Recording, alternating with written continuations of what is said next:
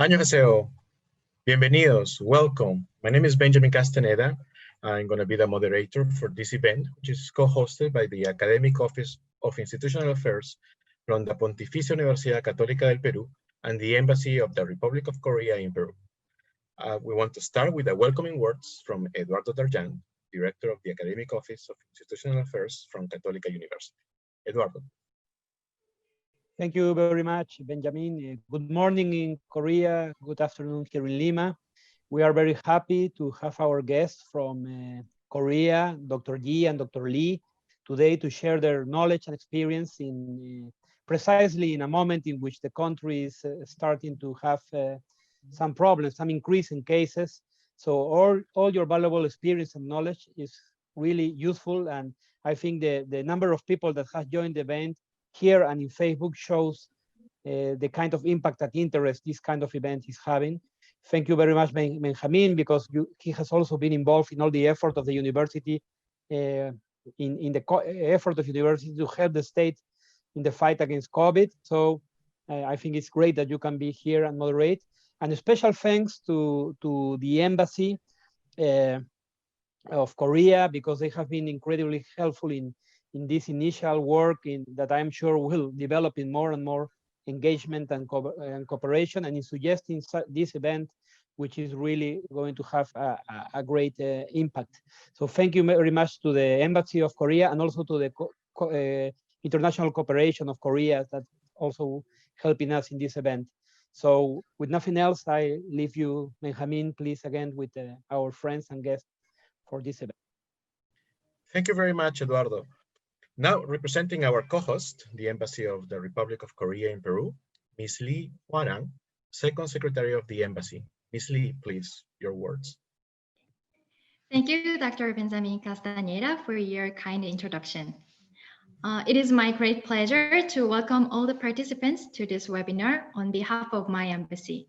And I would like to express my gratitude to Pontificia Universidad Católica del Perú for its great support in co-organizing today's webinar. Since the beginning of our diplomatic ties, Peru and Korea have been promoting friendship and cooperation.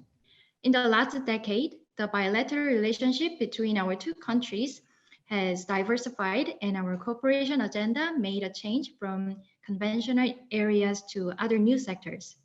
In particular, joint work on public health has become more important. Outbreak of COVID-19 has altered the world, and this unprecedented time has brought the world together to find out the treatment and solution to fight against this disease. With the start of the pandemic last February, Korea was one of the first and most affected nations. The people and government of Korea have put all efforts and resources in coping with this challenge. In this context, the Korean government is committed to sharing the knowledge acquired through confronting and containing the pandemic. And based on the strong relationship between our two countries, we will continue working together to fight against this pandemic. I'm confident that this webinar will be a great opportunity to share our expert knowledge and exchange the sites on the response to COVID-19. Once again, I would like to welcome you, and I hope all the participants will benefit from this interesting discussion we have here today. Thank you. Thank you, Ms. Lee, for your kind words. Current COVID-19 situation has affected Peru and the whole world in a manner that we have not seen in many decades or even many generations. Even as we speak, we're in the middle of fighting this disease. It is important to learn from what we have gone through, and also it's important to learn from what others have lived. That is why the topic of this webinar is of paramount importance. Korea has been one of the countries which has had a good response in the current pandemic, and today, our two distinguished speakers are going to share their experience with us. Before introducing our first speaker, if you have any questions, please, you can write it down on the chat of this webinar, also in the Facebook. And after the two talks, we will have a session of questions. So please join me to welcome Dr. Youngmee Jee. She studied medicine at the Seoul University Medical School and specialized in medical microbiology. She has a PhD in virology at the University of London. She has an extensive experience in collaboration with the World Health Organization and with other institutions related to public health. Currently, she's a special advisor to the Prime Minister of Health and a special representative for health diplomacy for the Korea Foundation. She has received a Presidential Medal for her distinguished service in 2017. This is obviously a very impressive biography. We're very happy to have you here. She's going to talk about the Koreans' experience of COVID-19 responses. Please, Dr. Jee. So thank you very much for the introduction. Good morning and good evening, good afternoon. I'd like, first of all, thank you for inviting me to this webinar. And it is my great privilege to share the Korea's experience of COVID-19 responses. Just let me share the slide with you. So I'm going to talk about the actions to control COVID-19 and interim evaluation.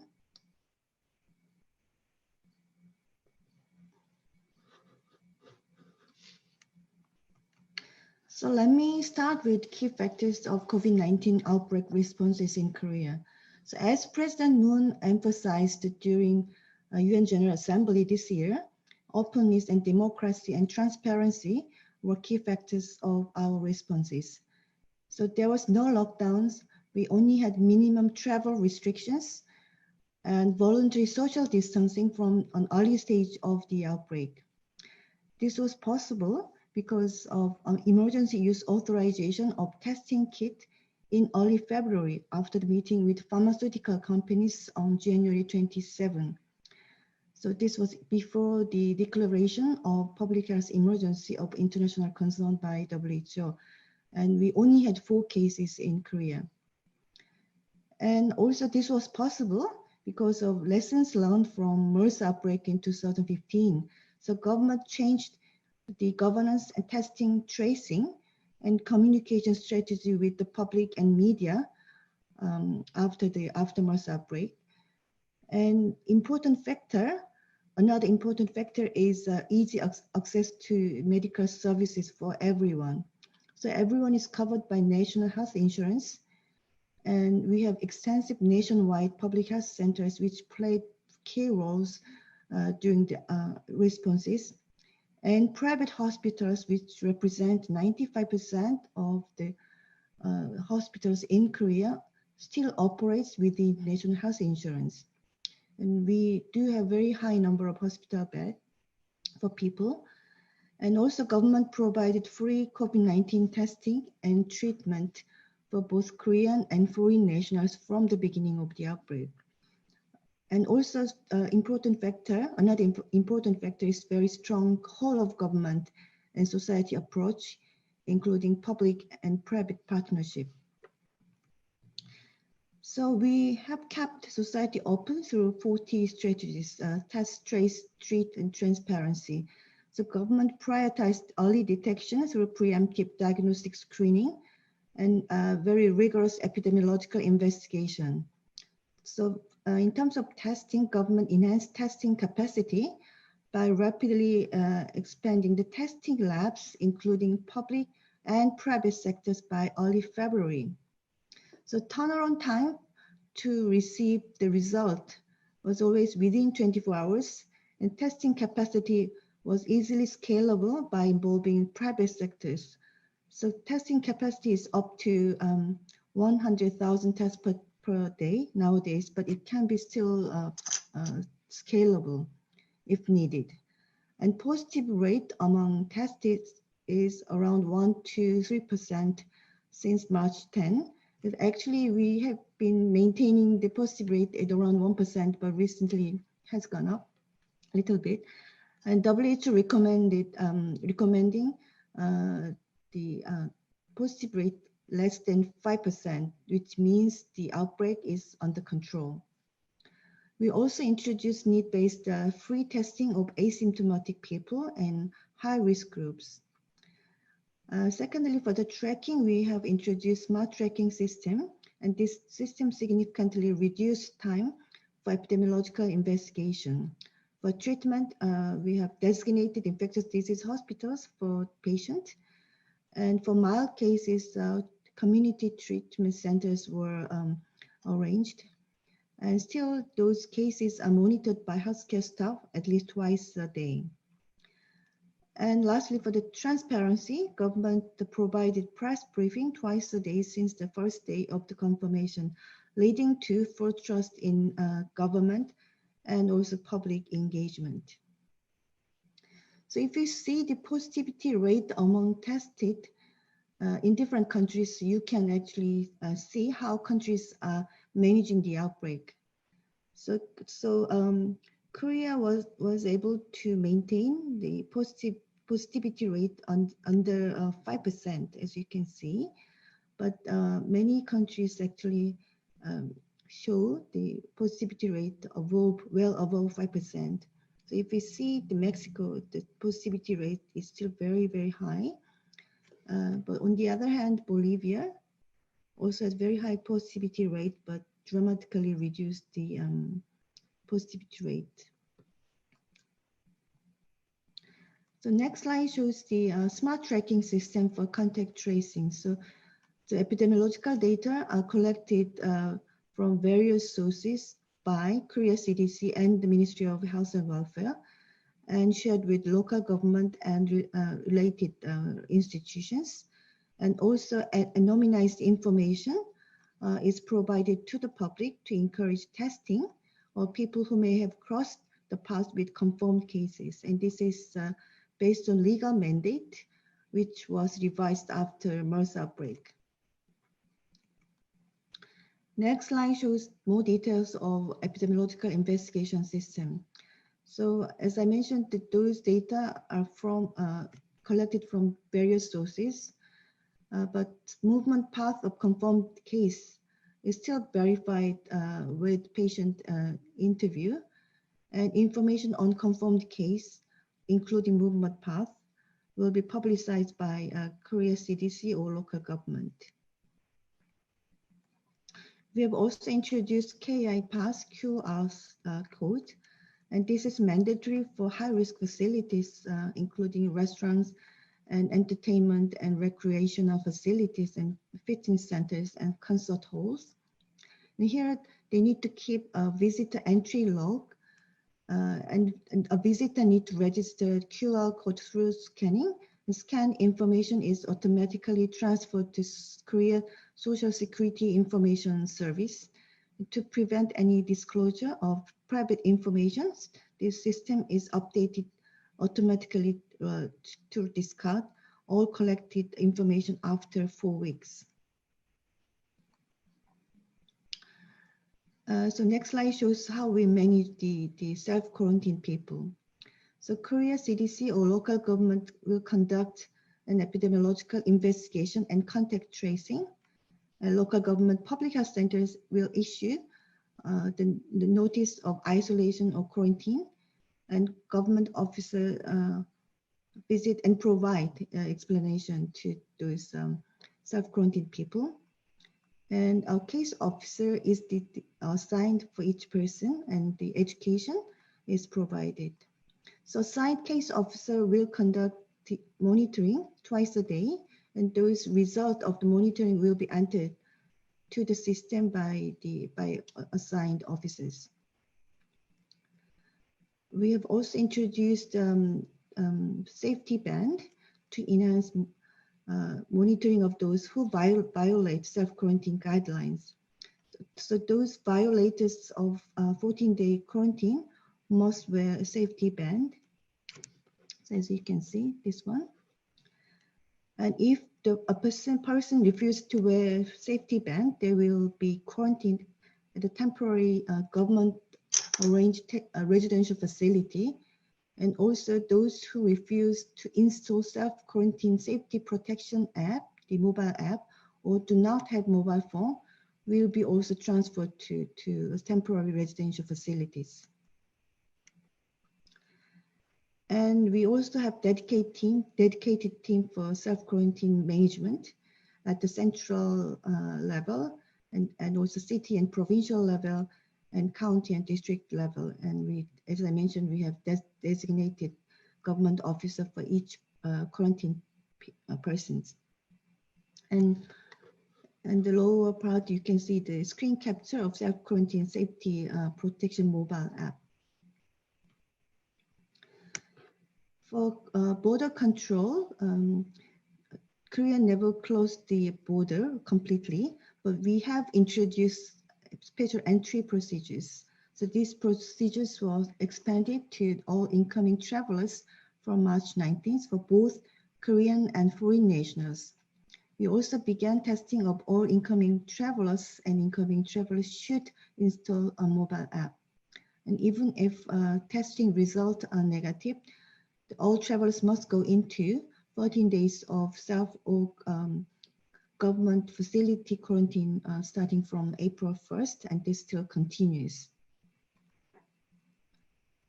Here you can see it's a flow chart of the quarantine management for inbound travelers. So all inbound travelers, including asymptomatic people, for both Korean and non-Koreans, should go through testing and 14-day quarantine in principle, but there are some exemptions if approved by the Korean embassies. So those people still need to have the testing at the airport followed by active monitoring. We also have introduced new border control measures from June. So flight from and visa issuance for selected high-risk countries are restricted based on regular risk assessment from June 23. So government strengthened quarantine for foreign workers.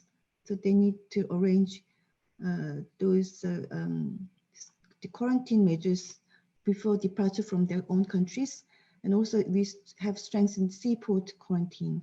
And incoming travelers from high-risk countries should submit negative result of PCR test that was performed within 48 hours before departure date. And also seat occupation and aircraft from high-risk countries are reduced to less than 60%. As I mentioned in my previous slide, exemptions can be approved for business, press, academic activities, and funerals by Korean embassies. Just need official arrangement. And also, in addition, the fast-track business travel can be approved between China and Korea starting from May 1st. But this arrangement still need a 14-day monitoring before departure and negative result of testing performed within 72 hours before departure date. And in addition, negative testing result upon arrival. But still, quarantine period can be shortened to 1 to 2 days. And this fast-track arrangement has been expanded to United Arab Emirates and Indonesia, and Singapore, and Japan. The next slide shows quarantine instructions for foreign visitors. So you can see the those instructions once you arrive at the airport, and instructions for home quarantine and facility quarantine agreement. We have also introduced new social distancing rules starting from November 7. So we now have 5 levels. We used to have 3 levels, but we have changed the system. So criteria has been revised to minimize social and economic impact while strengthening infection prevention and control for high-risk facilities. And you can see the list of high-risk facilities here. So we have 9 intensified facilities and 14 general high-risk facilities. And code of conduct will be avoid 3 C's, and crowded places, close contact settings, and confined and enclosed spaces. And make sure to wear a mask indoors, including public transportation and all buildings, and keep it on outside if you are unable to keep a 2-meter distance. And I want to give you one good example of big impact of wearing masks. There was an outbreak in Paju. At least 70 cases were linked to one Starbucks cafe in Paju. And 27 people were directly infected from one guest who stayed for 2.5 hours without wearing mask. And another 43 people were infected by secondary, tertiary, or fourth spread. And importantly, customers were not wearing face masks and there was poor ventilation inside the store, but none of the employees were infected because all were wearing masks. And I want to share the statement of the fifth meeting of WHO's International Health Regulation COVID-19 Emergency Committee that I participate as a member. So the committee emphasized the role, important role of evidence-based response strategies and research on still unknown areas, and also surveillance and contact tracing and risk communication and community engagement, and also development and distribution of diagnostics, therapeutics, and vaccines. And another area we discussed was the health measures in relation to international travel. So countries should regularly reconsider measures applied to international travel in line with WHO's International Health Regulation 2005, and to ensure that measures affecting international traffic should be risk-based and evidence-based and coherent and proportionate and time-limited. And countries should continue to strengthen capacity at the point of entry to manage potential risk of cross-border transmission and to facilitate international contact tracing. So now I want to also emphasize the important role of science during this crisis. Because this is new virus, there are many unknowns, and these many unknowns cause confusions and debates. Examples could be infectivity of asymptomatic or pre-symptomatic cases, and guidance on wearing mask. And modeling and prediction of pandemic can be useful, but can also cause some confusions. And different countries have different policies on border control and restrictions of domestic and international travel. This can be sometimes against the WHO's International Health Regulation, actually in many cases. There are still many debates on source of infection, and the approach should be based on One Health. And still we don't really know how long the immunity will last after natural infection or vaccination. And also there is issue of reinfection. Actually, Korea initially prepared COVID-19 response based on MERS-CoV experience, but we realized this is completely different virus, and later we have changed our strategies and the guidance.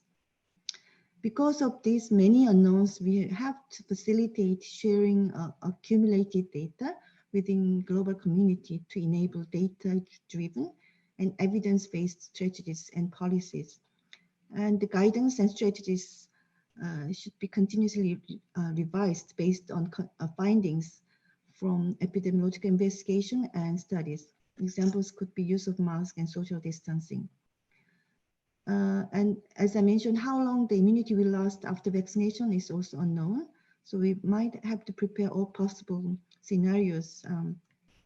So for example, vaccines and natural infections produce only short-term immunity, and COVID-19 becomes an endemic, one of the endemic diseases, then we will have to prepare for the surveillance and testing and regular vaccination program. So what are the lessons learned from COVID-19 crisis? Public-private partnership has been a key success factor in Korea. So one good example is pharmaceutical companies and Ministry of Food and Drug Safety collaborated to produce testing kit, and also the massive testing has been done in private sector labs. And past experience such as MERS, SARS, Ebola is very critical. So current and going experience with COVID-19 should be utilized for future unknown emerging infectious disease, so-called disease X. And international solidarity and cooperation based on multilateralism is important to facilitate for the development and distribution of vaccines and therapeutics, and to ensure global equity. And also close collaboration to share best practices for responding to COVID-19 crisis provided valuable opportunities for international partnership. And also Korean government, the Ministry of Foreign Affairs established some groups of friends with UN and WHO and UNESCO. With WHO, support group for global infectious disease response was launched on May 20th, and Korea is chair, and we have co-members. One of the co-members is Peru.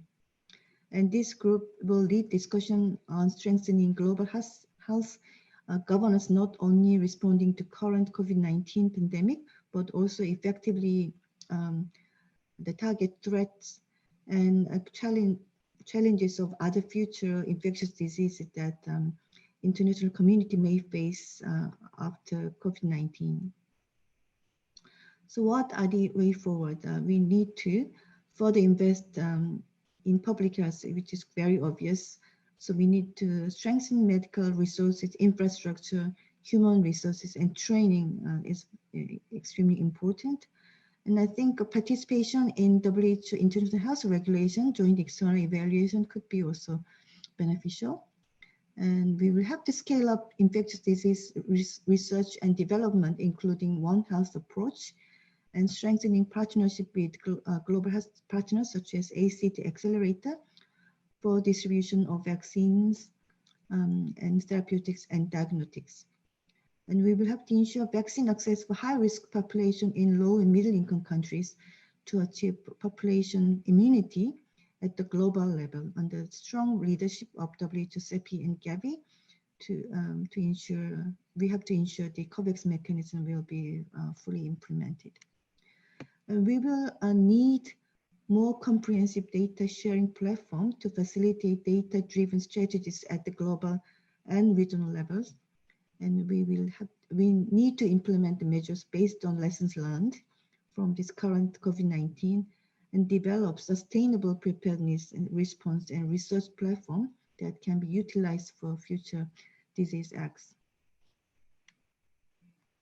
So with a fast-moving pandemic, we all know no one is safe unless everyone is safe, and best time to prevent the next pandemic is right now. And many global health partners are working together to exit from this pandemic. And I hope with our coordinated efforts, we would be able to overcome this crisis and exit from this pandemic as early as possible. Thank you very much. Thank you very much, Dr. Jee. I want to remind everyone that we're going to have our session for questions at the end of our two speakers. Please type down your questions in the chat of this meeting, this webinar, or also through Facebook. Now we want to continue with Dr. Lee Yoon Hyeon. Dr. Lee has a bachelor's in political science from Yonsei University and a PhD in public health from the Catholic University of Seoul College of Medicine. He's a professor at Nam Seoul University and Dean of the Department of Health Administration at the same institution. He's president of the Korean Academy of Quarantine and the Korean Academy Society of Health and Medical Sociology. His research focuses on the study of public health policies and health promotion. He's going to talk about quarantine system management cope with COVID-19 in Korea. Dr. Lee, please. Thank you. Thank you so much for my introduction. So I'm very pleased to attend this webinar to introduce Korea quarantine systems. And this presentation is intended to explain Korean quarantine systems that has been carried out to prevent the spread of COVID-19 from abroad and introduced the inbound quarantine and infectious disease management linked with the local communities. There are some overlaps between what Dr. Jee has presented and what I am. So now okay. So in the first week, global case incidence remained high at approximately 4 million new cases, although the slight downward trend was observed. Weekly deaths, and however, they continue to rise with over the 69,000 new deaths reported globally. Latin America's regions registered a slight decline in both cases and deaths last week, after 4 months of the continued increase. Relatively, the small increase were reported from the Africa and Southeast Asian regions, and more substantially from the Western Pacific regions last week. So the number of the COVID-19 outbreak per day in Korea is over the 600, which is very serious. I think that the third epidemic has begun. Korea is taking more strict quarantine measure now. So in Korea, COVID had 4 peaks. The peak is the February, August, and December 22. So the cumulative number of the confirmed patients per day continues to increase and has been showing a rapidly increase in recent. So cumulative number of the confirmed cases among the Latin America slightly decreased, but Korea is not. So in terms of the mortality, Korea is relatively low, 1.45, and Peru is the 3.73. Mexico is 9.45 more serious. The mortality rate in Peru is 3 times higher than that in Korea. Here is the 10 excellent strategy to prepare and response for the COVID-19 in Korea. The case 1 is the self-quarantine safety protection app. The second is the self-health check app. And third is the AI care call service, etc. You can see that the last of the from 4 to 10. This slide shows that the result of the MERS response in Korea in 2015. So there are a total of the 183 confirmed MERS in Korea. 33 people died due to the outbreak MERS. The first 14 patients could be prevented during the quarantine stage, resulting in a group infection in the communities. The Korea reorganized its national defense systems through the experience of the MERS outbreaks, and immigration quarantine systems has also been improving now. In terms of the improving the inbound quarantine systems, Korea has revised the quarantine law to handle the quarantine information and conducted efficient quarantine investigation and practice. The quarantine information system was improved by applying ICT technology to check the investigation quarantine information in order to communicate it with the public and various online communication media were used to continuously promote the prevent infectious disease abroad. KCDC call center has continuously guided overseas travelers to prevent infectious diseases. So in terms of improving the inbound quarantine systems in Korea has revised the Quarantine Act to establish and operated the smart quarantine information and conduct efficient quarantine investigations and management. So the need to revise the Quarantine Act, the fatal infectious diseases are at risk of being easily shared with people all over the world owing to the development of the transport. In order to maintain international cooperation with the IHR for the prevention of the spread of the quarantine infectious disease. One of the best ways to prevent infectious disease is the amendment of the Quarantine Act for preventing of the outbreak of new quarantine infectious disease. The new quarantine law and improve of the system should be done to cope with the changing environment due infectious disease and increase the number of the overseas and travelers, etc. So 1 year ago, I'm in charge of the revision of quarantine law. We have some like this paradigm shift. The following law is the regulation, from regulation to service. The target is from transport to human, so like this.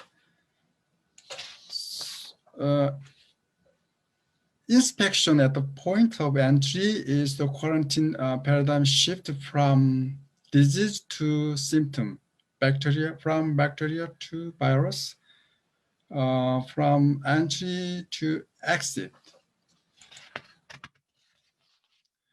So following slide show that the direction of amendment of Quarantine Act in Korea. In the revised quarantine law, the rights of the citizens and the obligation of the government should be strengthened. For example, KCDC was granted great authority as a control tower for the infectious disease controls. Laws were amended to promote public-private medical partners, authorized the emergency use of testing rapid kits and treatment, and enable health authorities to collect data needed for contact tracing of the impacted individuals. To increase the efficiency, effectiveness of the quarantine by improving the capacities of the quarantine officer, risk assessment should be reinforced from stage 2 to stage 4. It has been converted from seaport quarantine to airport quarantine. So COVID-19 entry screening procedures, you can see this diagram. With the COVID-19 pandemic around the world, Korea is operating reinforced and flexible quarantine policy for overseas visitors. All visitors to Korea must submit the health status questionnaires and go through the special immigration procedure to check their health status and install the self-diagnosis app and self-isolation safety protection app to enter Korea. First, the test result is positive. It will be transferred to hospital or life treatment center for isolation treatment. In case of negative diagnostic test result, Korean or long-term foreigners are self-quarantined for 14 days. Depending on the positive and negative results of the COVID-19 diagnostic test, hospital or self-isolation will be performed. In case of no symptom during the inbound quarantine process, short-term stay foreigners will be quarantined at temporary living facilities for 14 days. If there are no symptoms during the immigration quarantine process, a person who enters the country with a certificate of the quarantine exemption for the purpose of the public interested will be conduct diagnostic test at the airport outdoor screening test. After waiting for a diagnostic test in the temporary living facilities, if the result of the diagnostic test is the negative, quarantine is exempt. However, during the monitoring period and active monitoring is performed daily for health status. It's the same slides with Dr. Jee. So the self-quarantine safety protect app connects those in self-quarantine to their assigned case office, allowing to the officer to check them twice a day and to get notified when they any contact break the self-quarantine orders. Only upon the prior consent of the persons in the self-quarantines. An authority can utilize the cellular GPS data. Meanwhile, the joint government inspection team and the public health center can monitor their compliance with the self-quarantine guidelines through the random on-site inspections.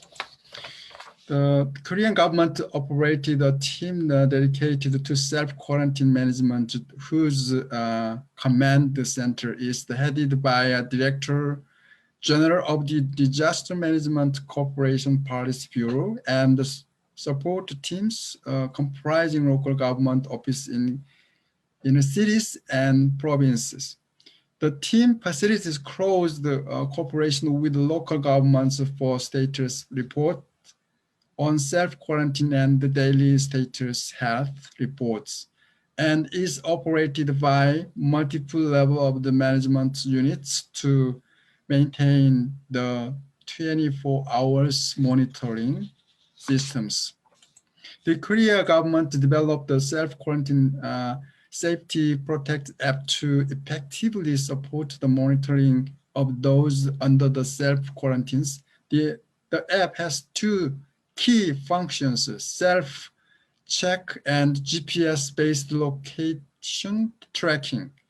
The self-check menu allows the user to monitor their conditions, namely for the main four symptoms: fever, cough, sore throat, shortness breath twice a day, which information is automatically reported to the assigned case officers. In case of people in quarantine does not submit the data or show any possible symptoms, the assigned case officer will receive the notice right now. The GPS-based location tracking also allows the officer to know if the user leave their locations. The app also provides the information on quarantine guidelines and the contact information of the assigned case of office.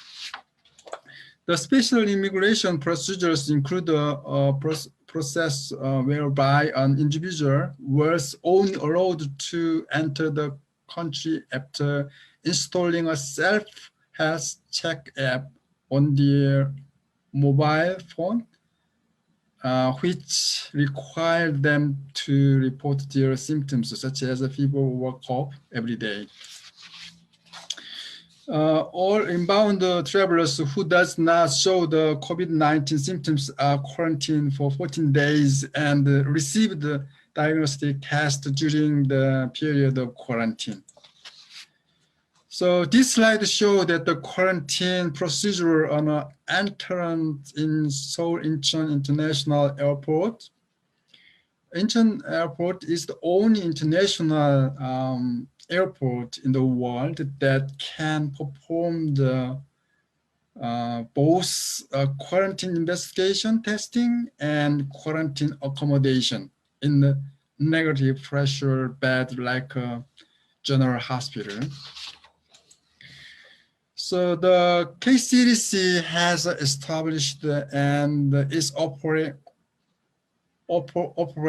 a quarantine information system using ICT in order to perform the rapid quarantine management of the infection of disease from overseas. The quarantine information system is based on passenger information from airlines.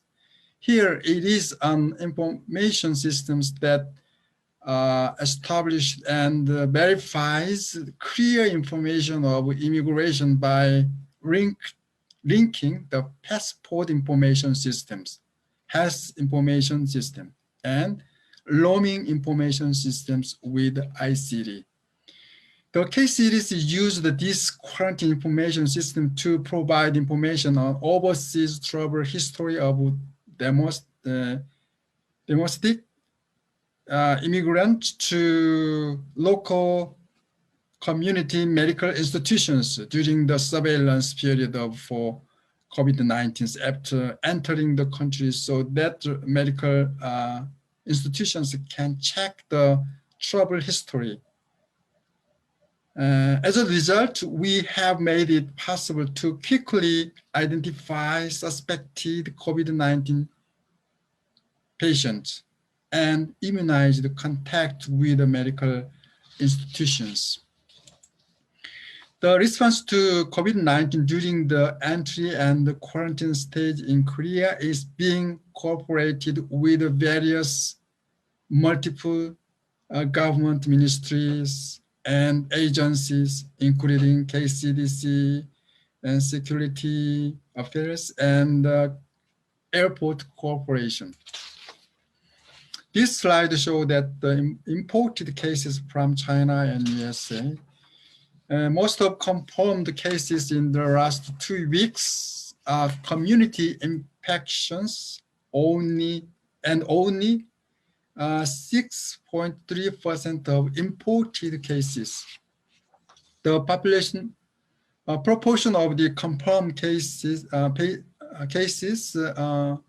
originating from Europe and the United States of the total overseas confirmed patients account for 39% and 42% respectively.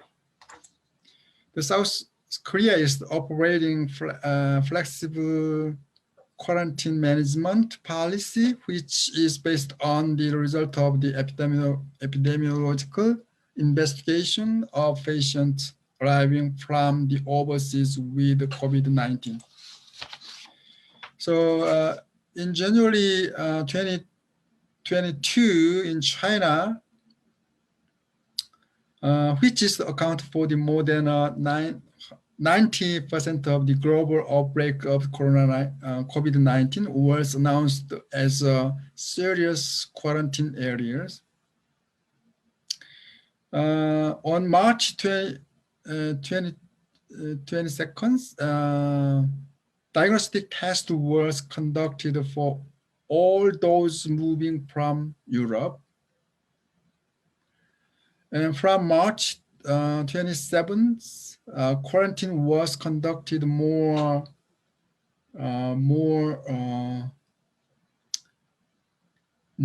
here. Yeah. So,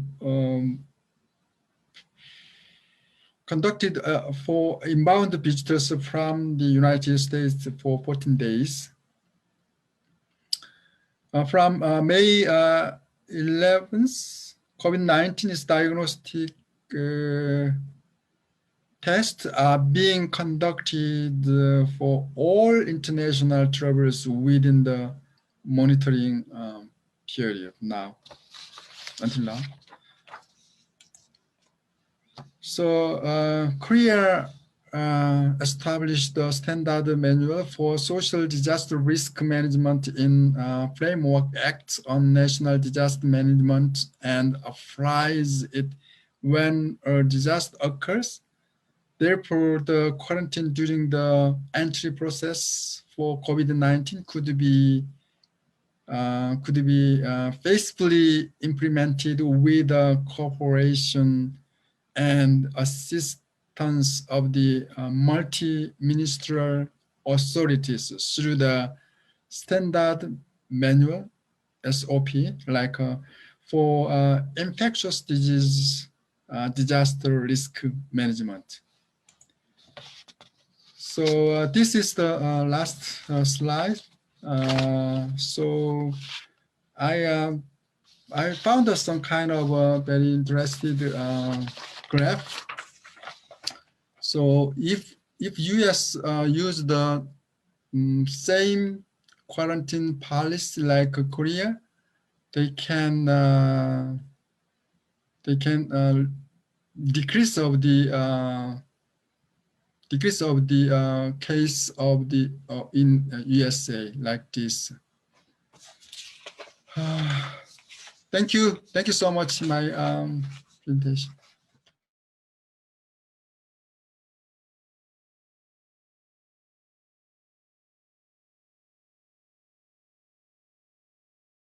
Thank you very much. Thank you very much to both of our speakers. Now we go to the session, the question part. I've been reading to several questions from the chat and from the Facebook. So one of the highlights that I can see from your presentation is the use of technology in everything. In the core of your response, right? You are using apps, you are using AI, QR models, a lot of collaboration with exchange of information. So this has been noticed in the questions, and let's say the question from our audience is, what is technology the key factor that has allowed Korea to have such a good response against COVID-19? And if so, if not, what other factors are in the middle? And if so, what happens when you have a country such as ours, such as Peru, in which we cannot access we don't rely on technology so heavily as you do? And this is a question for both of you. So thank you for the question. It is true that we do have quite advanced ICT technology, and the Ministry of Science and ICT has been working on this area afterwards for many years. And also mobile companies like KT, they do have many the project for the early detection of the emerging infectious disease, not only in Korea, but also in some other countries. So but this technology cannot, we understand this technology cannot be used in all countries. So when we actually had webinar with some other countries, the same question we always get. I imagine. So we will have to just, I think, still stick on the traditional method of the person-to-person interview. That still, I think, is valid. And so even though we have those technology, we still have to verify those information based on the interview with each person. So if we don't have such technology, then the traditional method of the interview and you just have to follow all those the movement for the contact tracing. I think it takes a lot of time and a lot of efforts, but I think that's the they still have to be done. But if the case is really very large and you have so many cases, then if it's beyond that capacity of epidemiological investigation, then you cannot. So in Korea also, even though we do have such technology, I think with current curve, maybe we will soon have problem of the contact tracing, because currently we do have around 3 out of 4, 75% we do know the source. We can trace the cases, but another 25%, 1 in 4, we don't really know the source. So it's not traceable. So that if that continues, then that's going to be a problem. But in many countries with so many cases, I think many cases cannot be traceable. Then yeah, that the contact tracing can be real issue. So we will have to get the vaccines. let's hope for the vaccine soon. Yeah. And also the mask is very important. As I explained, mask is very important. So we will have to get the mask always until we have vaccination. Dr. Lee. Yeah, so with the same concepts. So in Korea also have many challenges to develop of the ICT to apply for the COVID-19. So we need more some budget, some kind of to develop of the technology to detect more effectively detected of the suspected cases in Korea. So as I told you, so KCDC has established its operating quarantine information systems using ICT in order to perform the quarantine management of the infectious disease from the overseas. But some kind of experts of the sort of like ICT experts, we need more details and more good systems for the tracing suspected cases. But some kind of some violation of the personal information issue in Korea. Some kind of social groups attacked like this information systems of the suspected persons.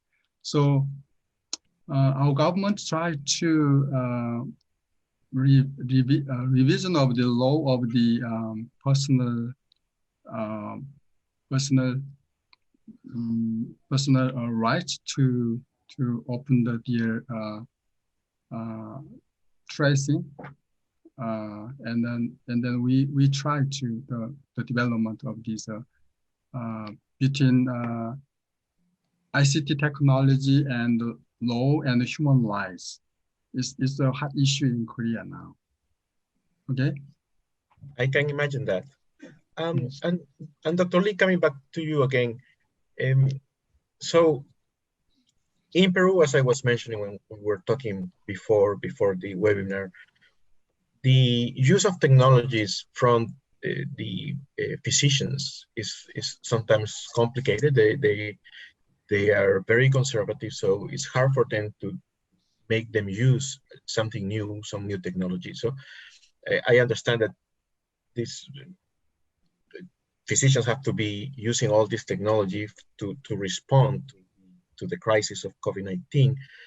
So I wanted not only, and probably this adoption of technology has come not only for this pandemic, but from before. So I want to pick your brain in terms of how has the adoption of technology occurred for physicians in Korea? Is it something that there has been some opposition to it? Is it something that has been welcome? Is it welcome because technology is more around in your daily life?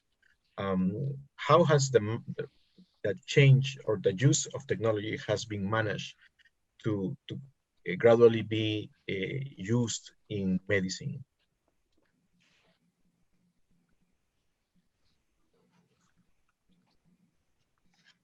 So did you ask me? So yes, if possible, yes. Well, Dr. Jee, of course, can also answer, but yeah. Mm-hmm. So I'm not clear about your voice. So more clarify some kind of your questions. So if you allow me to rephrase my question, has the adoption of technology been difficult by physicians in Korea? Is it something natural to you, to the physicians? I'm talking specifically for physicians or maybe for health personnel. Has the adoption of technology been something easy, or you have to manage the change or the adoption of technology?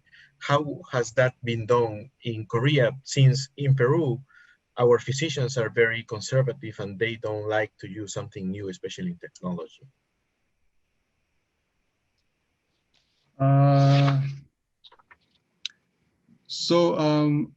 I think it's the quarantine information systems in Korea. So in Korea have some every people have some ID number in Korea. So we are linked all of the information each ministry and each sectors. So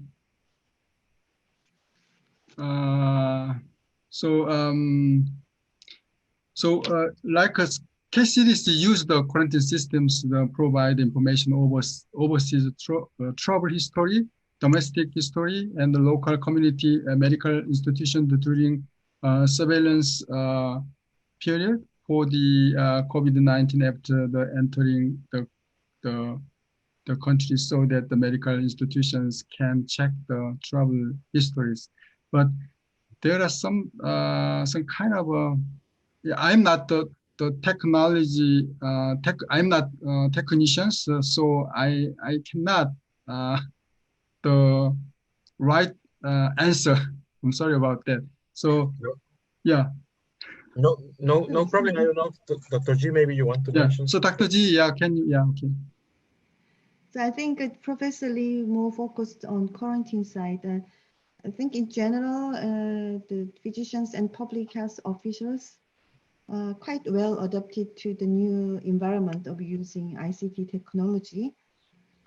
So I think there isn't a major issue in adopting those new technology, and use of ICT is quite widespread among whole population in Korea.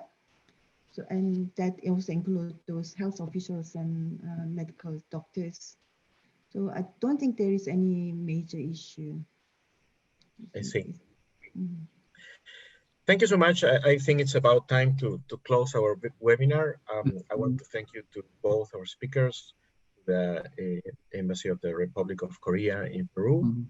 Mm-hmm. Thank you so much for this, for sharing your experience with us. If I have to summarize, I would like to say that you have, among your key factors to have a good response against COVID-19, I think technology is at the core, but also previous experiences with diseases like this, infectious diseases like this.